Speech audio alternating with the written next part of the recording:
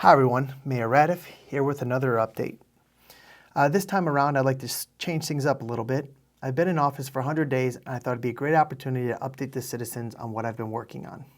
When I started running, I ran on three principles: communication responsiveness, recreational development, and increased infrastructure/city beautification.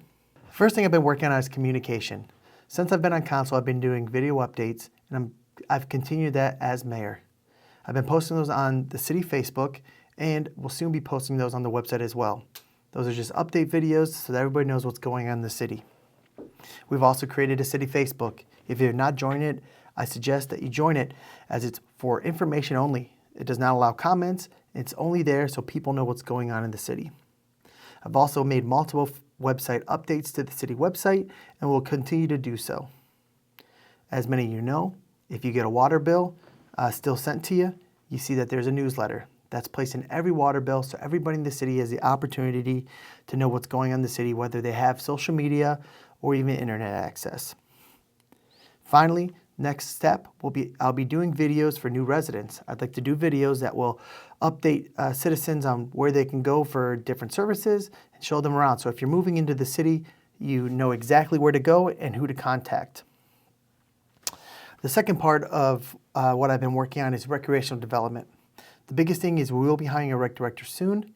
I've already done a set of interviews for that, and we had multiple very, very qualified candidates, and with that I think it's going to be a huge increase in the recreational development of the city. So we've already created the job description.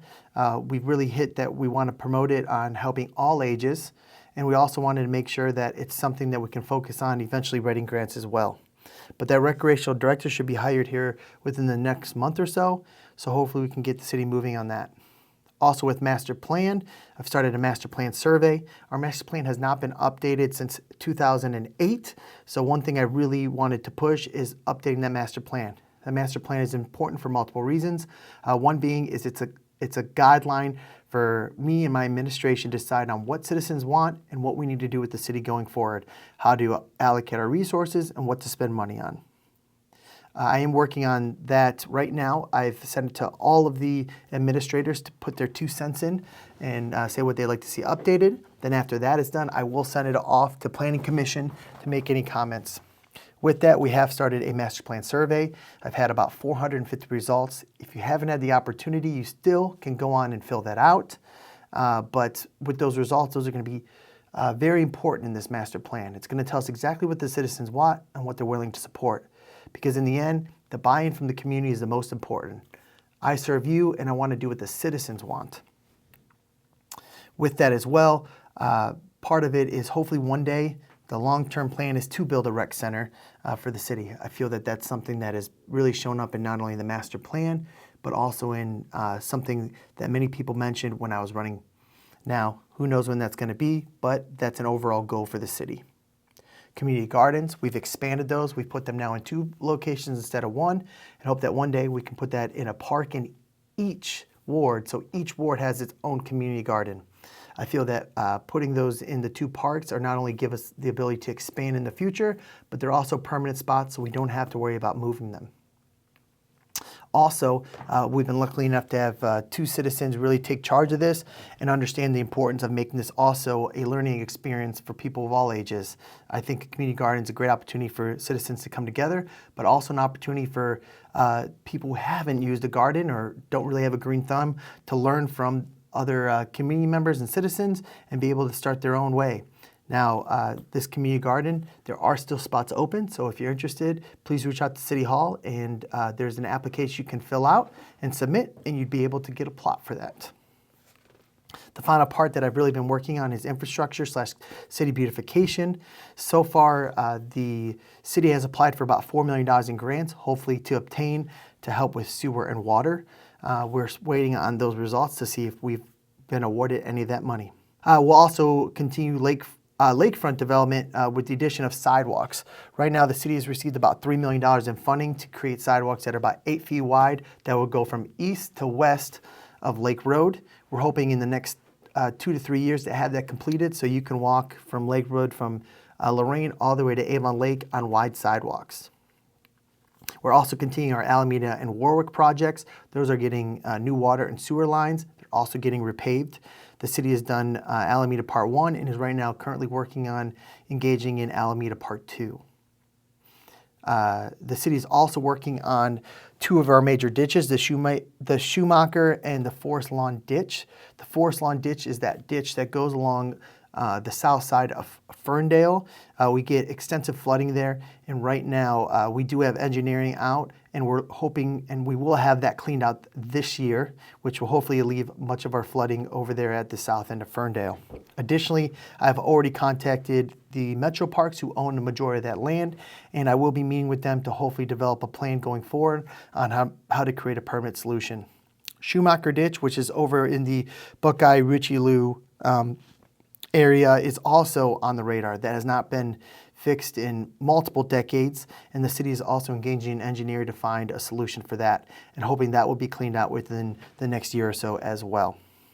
The city is also working on waterline replacements on West Shore and Richelieu. We are also continuing our paving program.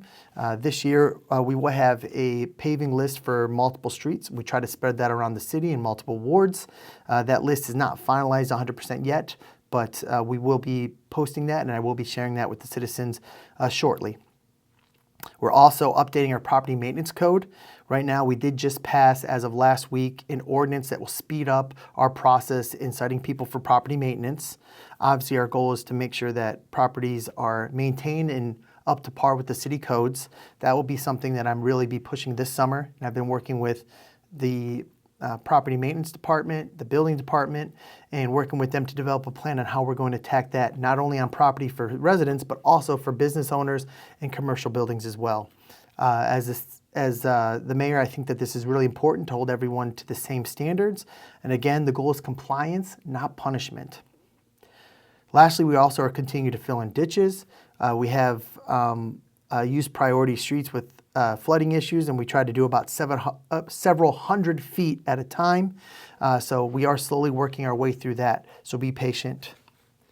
Now, those are the three areas in which I ran on, and I've really been pushing the last 100 days, but there also have been some other what I call problem shooting issues in which I've been taking care of. Right now, we are doing an IT update throughout the city. Our servers have not been updated since also 2008, and I found out recently that the city's never had backup. Right now, we do have an agreement with an IT company that is going to give us new servers and also give us, create us not only backup, but also some cybersecurity. So that update is currently in the process and will not only protect the citizens, but protect the city for any future cyber attacks or any future technological issues. We're also updating the system for the mayor's court. That system has been outdated, and we need to update that so that we can properly send all our stats to the Supreme Court. We have to report to them usually once a year, and getting this updated system will not only make it easier, but more efficient, and make sure we're coming in compliance with what the Supreme Court requires us to. I've also been working on filling board positions. We have multiple boards throughout the city that had open spots. So far, I've filled positions and spots on the zoning, planning, community center boards, the demolition board, and the CRA board. We do have some spots open on our soon-to-be economic development board. So if you have any questions, please reach out. Or if you're interested in joining boards, please reach out to me. This is definitely a great way for people to get involved in the city and understand what's going on. And these are all volunteer boards, and the city needs your help. This is a great way to help us build this community and help us move forward. The city has also almost completed creating a employee HR handbook. The city's never had a handbook in the past. We do have agreements with bargaining units that set down certain policies, but the city's never had a general handbook for different policies, procedures, and standards of conduct.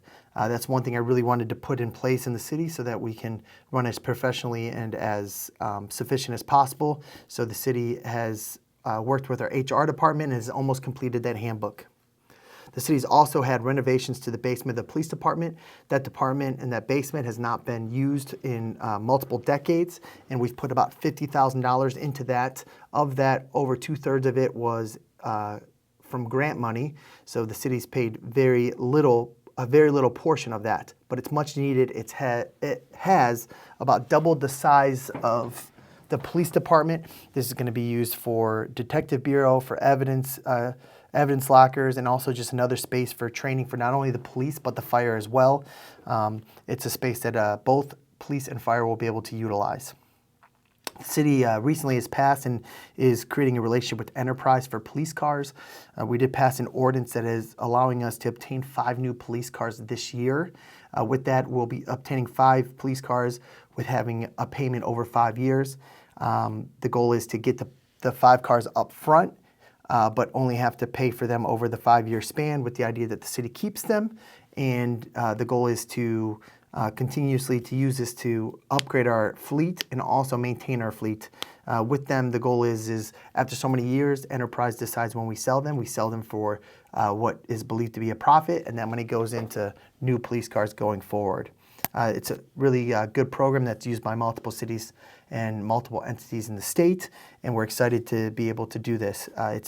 It's been able to hopefully fix a need of police cars in the city, as recently we have many cars that do not work or have gone down, and we want to make sure that our police have safe vehicles so that they can respond to citizens as fast as possible. We believe this is a great relationship we're going to start, and one really good thing about it is it's actually allowed us to use less of our budget. We're coming in about $3,000 less than what is budgeted for police cars this year, and what this will do is also lock us into the same amount of appropriation for police vehicles for the next 5 years. So regardless of what the market does of increasing the price of a police car or not, we're only going to have to pay the amount that we're locked in this year going forward, not only saving us $3,000 a year over the next 5 years, but also allowing us to understand what we need to budget for the police exactly, knowing that we won't have to increase their budget in the future. Now, finally, there are a few things that projects that are future looking. So some of those projects include the Ford expansion. I don't have a lot of detail on that, but they will be expanding a paint shop, with the majority of that being in Sheffield Lake. As more details come out, I will be presenting that. There's also been a new residential area that has been proposed to the city that's working its way through City Council, Planning and Zoning Commission, which if this comes to fruition, it will add about 124 new homes to the city. The city is also working with OPWC on Walker Road to hopefully get funding to replace, reconstruct, and repave Walker Road. Finally, like I mentioned above, the city is hopefully that a future project that can come to fruition is a rec center. We're in our very, very early stages, but that's something that hopefully the city can realize. Obviously, once a plan is developed, or if we get to the point where we feel we could move forward on the project, I will present that to council, and obviously make sure citizens are well aware. But right now, we're in the very, very early stages, and it's really just a future goal of ours. And as that comes to fruition, I will make sure that I inform the citizens. Well, that concludes my report of the city. Those are things that I've been working on in the first 100 days, and I know that we're going to continue to move forward, and we're going to have many things to accomplish here in the future. Again, if you have any concerns or questions, please reach out to the administration or your council representative. Thank you again. You all have a wonderful day.